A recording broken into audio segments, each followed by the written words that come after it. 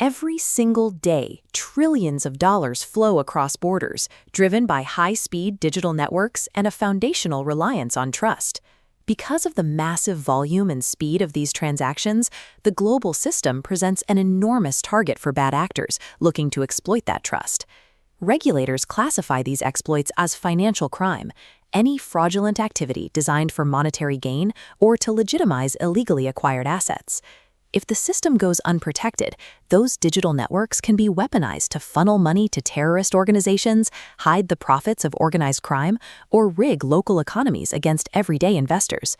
To secure the network, regulators have to fight a two-front war. They must stop the abuse of the physical assets moving through the system, and they must protect the information that drives market prices. Let's look at the assets first. Criminals face a constant problem. Their money is dirty, derived from illegal acts, and spending it directly creates a paper trail. Money laundering is the process of scrubbing those funds so they appear entirely legitimate. This diagram outlines the first stage of that process, known as placement. Here, a criminal introduces illegally obtained cash or cryptocurrency directly into the financial system, often by depositing it into a bank or an exchange. Once the funds are inside, the layering stage begins. The money is moved rapidly across international borders, converted into different currencies, or shuffled between shell companies to completely disguise its original source. Finally, we reach integration. The layered funds are safely withdrawn by the ultimate beneficiary, appearing on paper as legitimate corporate wealth. Terrorist financing operates differently. Instead of hiding massive criminal profits, terrorist groups often rely on very small amounts of perfectly legitimate money. That makes it incredibly difficult to track until those funds are actually deployed. While money laundering obscures where cash comes from, terrorist financing obscures where it is going.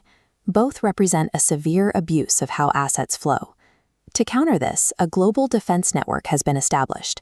In 1989, the G7 created the Financial Action Task Force, the leaders shown here, to set the minimum international standards for combating money laundering. That effort is supported by the United Nations, seen here, and the World Bank, who offer technical assistance to member states and track stolen assets across global jurisdictions.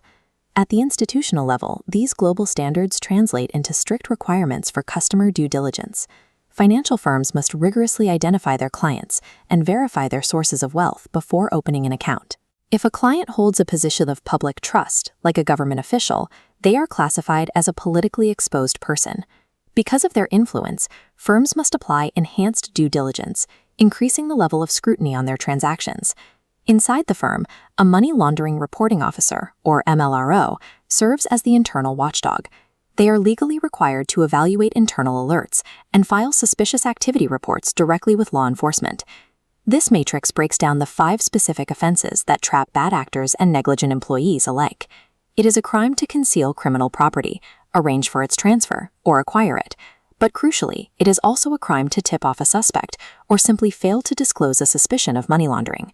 This multi-tiered architecture ensures there are regulatory tripwires at every stage of the financial lifecycle, waiting to catch illicit funds. The second front of this war moves away from tracking hidden cash and into the public markets. Looking at this image of the New York Stock Exchange highlights an environment where information is just as valuable as currency. When an individual trades securities based on specific, unpublished knowledge gained through a privileged role, they are committing insider dealing. This chart illustrates exactly why that matters.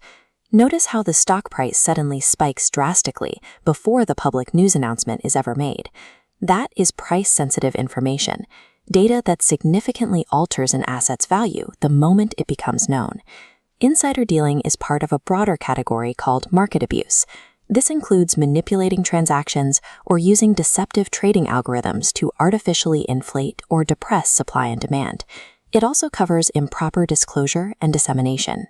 Bad actors will intentionally spread false or misleading information to panic the market or artificially pump up a stock's value. By maliciously distorting reality, information abuse effectively steals value from honest investors who are trading in the dark. Law enforcement alone cannot police a network of this size.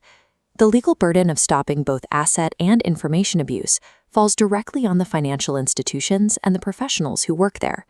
The stakes are incredibly high.